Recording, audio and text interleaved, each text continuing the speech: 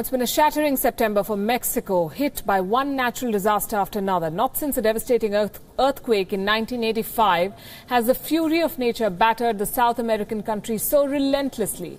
Senior foreign editor Padma Rao puts together the long list of catastrophes that have hit Mexico in the month of September alone. There are many debates on global warming and a sudden spate of unnatural climatic occurrences around the world. Though it is tempting to blame Mexico's long, hard month of being battered by natural catastrophes on the new villain on the block too. Scientists have long warned that there is no concrete evidence to establish that link. For some of us Indians at the other end of the world, it's a different deduction. Near daily disasters and a total of 400 deaths within 1 month alone. Blame it on bad karma. It began on September 7th with a devastating earthquake measuring 8.2 on the Richter scale. The quake hit Mexico's southeastern states of Chiapas and Oaxaca in the middle of the night.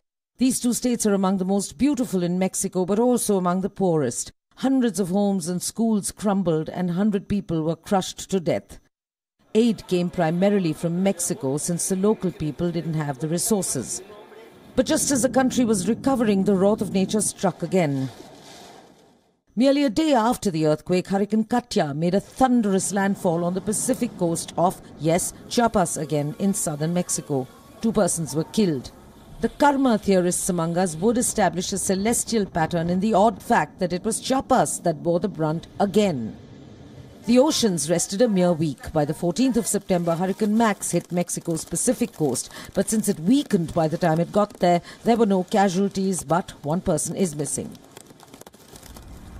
There was far worse to come. 5 days after the Pacific hurricane, another earthquake, the worst the country had experienced since the mid-80s, struck.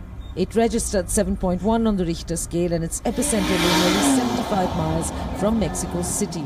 Buildings collapsed and the death toll was 216 but has been rapidly rising.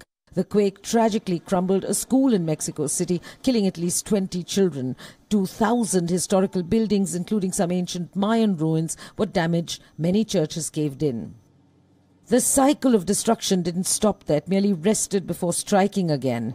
This time the malevolence returned to southern Mexico. Yet again, it was Oaxaca. On September 23rd, a tremor of magnitude 6.1 struck Oaxaca.